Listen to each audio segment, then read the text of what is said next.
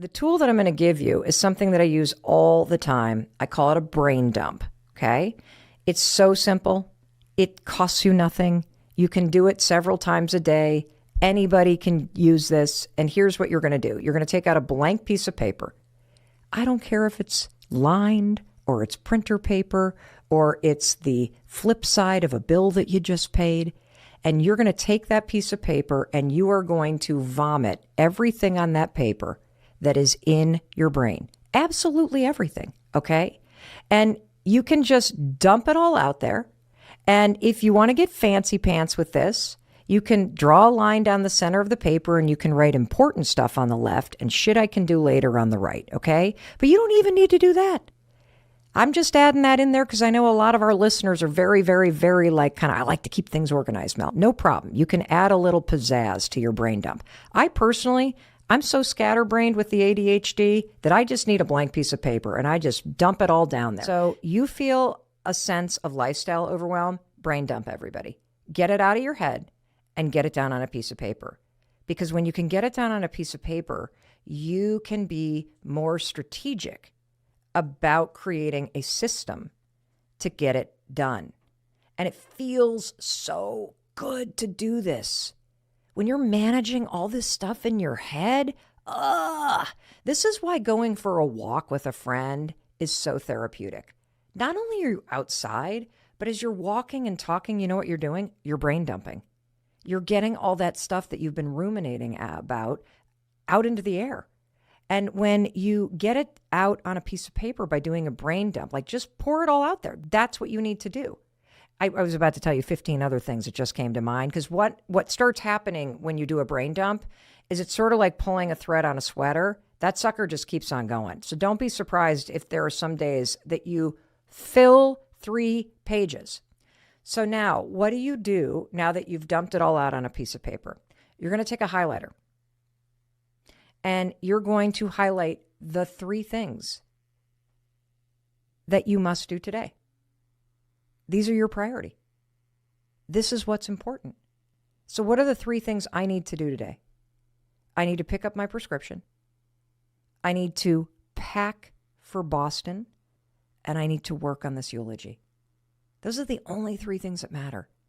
And you want to know something fascinating about life? Is that if you just can dump everything out and you can highlight the 3 things that really matter, that you get to them today, if there's an emergency or if something else is a true priority, have you ever noticed it gets your attention anyway? If one of your kids is sick or a friend needs you, they call. If you have to fill up the tank of gas, you'll realize when you get in the car and it's on empty, like mine often is because my son borrows the car and never fills the car back up. If you realize you've run out of milk, you'll realize it when you open up the fridge and you'll deal with it. But it's not really that important. It's not life or death. It's not a big thing. You need to pick the 3 things that are the actual priority. So, lifestyle overwhelm. Brain dump, highlight the 3 things that actually matter, and that's how you beat that lie that everything's important. Because when everything's important, nothing is. And you get to say what's important. So pick those things. There's this huge lie that we overachievers tell ourselves. You want to hear it? There's so much more I should be doing. Everybody's doing more than me. I should be doing more. I need to do more. Here's the truth. You need to do what needs to get done. And the rest does not matter. And so here is the rule that we're going to build upon. Imagine that you do the brain dump. Your problem is you highlight everything that you just dumped on a piece of paper. And so I'm going to give you this tool. It's called the rule of 3.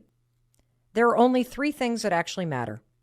And I often say to myself when I start getting a case of lifestyle overwhelm, when I'm trying to add things to the to-do list, when I'm putting pressure on myself to do more, when I feel weird that I'm kind of done with what needed to get done, and now I don't know what to do with myself, so I feel like I should do more. Mel, it doesn't fucking matter. And the same is true for you. Lower the pressure. Lower the pressure. And for those of us that have trouble sitting still or relaxing, you got to be really careful about lifestyle overwhelm because it will rob you of your ability to be present. It will rob you of just being able to sit down and read a book or go out into your garden and weed or pick up a phone and make a date to go meet a friend for coffee. And that's how this creeps into your whole life. This lie that you say that you got to be doing more. No, you don't. The whole point of this is to enjoy your life. And catching yourself when you get a case of lifestyle overwhelm and reminding yourself of the rule of 3, that will help you lower the pressure, focus on what matters, and create more time to just chill and enjoy your life, okay? And so the real thing I want you to understand is that if it truly matters, you have to schedule it. Things that matter end up in your calendar. Csikszentmihalyi, who's a famous psychologist from the University of Chicago, studied motivation and flow states extensively and realized that this resistance that we feel to doing things that we've put off, that requires activation energy and getting out of bed, pushing yourself to paint. For me, it's exercise. And if I put off exercise till the evening, it's not happening. It takes me 100 times more energy to drag my ass to that Peloton treadmill at night than it does to drag my ass to that Peloton treadmill in the morning. And so ask yourself, how can I make this easy? Maybe you need to do it at night. Maybe that is easier for you. Maybe you need to do it in the morning. Maybe it's the weekend. Procrastination creates overwhelm.